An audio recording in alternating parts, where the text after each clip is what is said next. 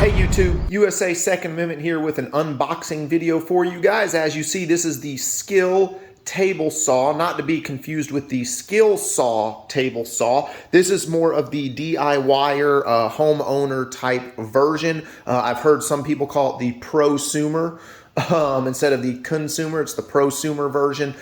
Something I really like about this that sold me on it is that it has integrated stand.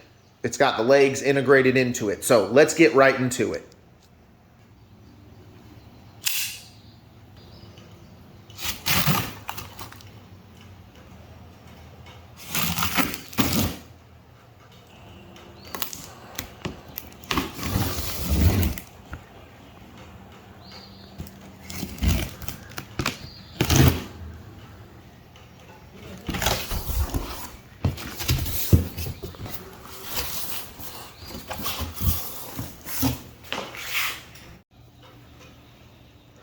All right, guys, so we got the box open. Let me show you what's going on up top right here.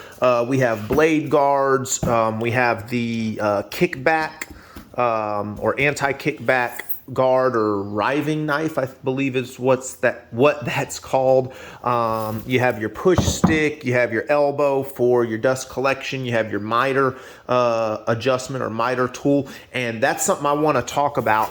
I really hope that this works pretty well. I know a lot of people say the measurements are off and they can't be trusted, but I'm going to measure out my own. However, I'm going to use this a lot with the miter gauge. Not that I'm going to need a lot of 45-degree angle cuts or odd angle cuts, but that I'm going to use this for a lot of cross cuts. Now, I know a lot of you out there are like, oh, if you're using cross cuts, you should have just got a miter saw. I understand that. I actually looked at a miter saw, and for the miter saw and the stand setup that I was going to go with was going to be well over $500. This thing was delivered to my house for $330 from Amazon. It has an integrated stand.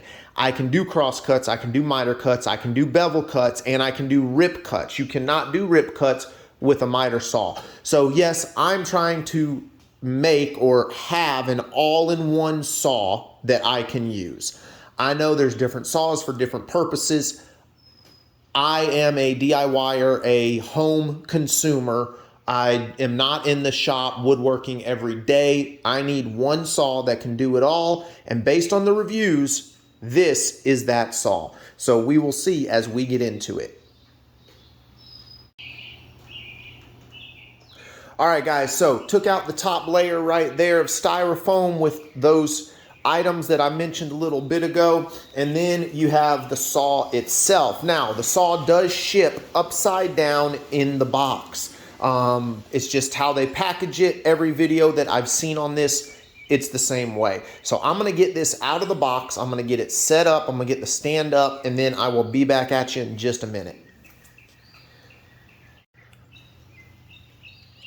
All right, guys, real quick, got it out of the styrofoam there. Seems to be really well packaged. There's a lot of zip ties and everything, obviously, that have to be cut off. There is a styrofoam block underneath the motor. I'm assuming to support that during shipment and storage. We got another zip tie over here. You got the fence right here. So it was packaged really well from what I can tell. In the box, you had all these plastic corner pieces, which I'm assuming obviously were on the corners of that just to help with extra cushion and protection during shipment. All right, let's get it stand up and see what we got.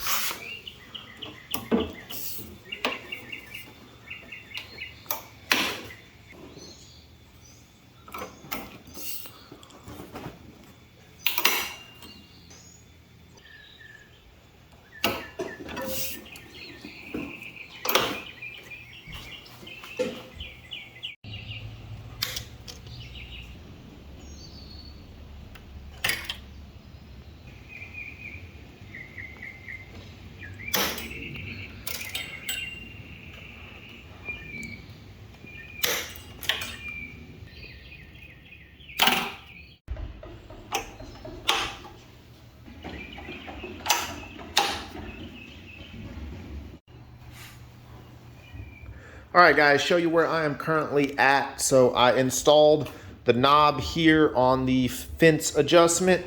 And then I put the push stick down here. Already noticed a problem. There is a bolt missing from the push stick holder, as you can see. There is a bolt in the bottom there. It's not in the top. I already checked the box and everything, so I have some spare parts laying around. So hopefully I have something that I can screw in there to hold that so that when I go to pull this out, it doesn't pop that out like that. So that's disappointing, but it's only one bolt. Hopefully it's not down in the saw somewhere.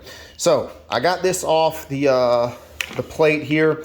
I raised the blade up. The way you raise the blade up is right here. You can see height, plus and minus, and you can spin it and it goes down, and spin it and it goes up. So I am following the instructions for setup, and right now I'm on this part, attaching the smart guard system. So that's where I'm at. I did want to show you this. This does come with a 3-year warranty, but it says registration required. So make sure you register for your warranty. So I will do that here shortly. All right, stay tuned. All right, guys, so I have the blade guards set up with the anti-kickback guards on the back there. The riving knife was already installed, and yeah, everything seems to work as it should. Obviously, I have not powered this thing on, and I think it goes without saying, but I'm going to say it anyway. Do not plug that in during any of this process. The only time that gets plugged in is when you're ready to cut. Okay? That's it. So, yeah. I think that's about it for this video. I just wanted to do an initial unboxing video for you guys. I know, no, I'm not turning on the saw, okay? I'm not right now. I need to make some adjustments, or, you know, I need to make sure that the blade is square and all that good stuff. And there's ways to adjust it in the manual. It says adjustments, and I can go through all of that. I'm not going to do that on camera for you guys, but so far, so good. My initial impressions are it's a very well-built piece of equipment. My only gripe is that it is missing a screw right there, and hopefully I will be able to replace that with something I have in my toolbox back there. All right, until next time, you guys stay safe. God bless America.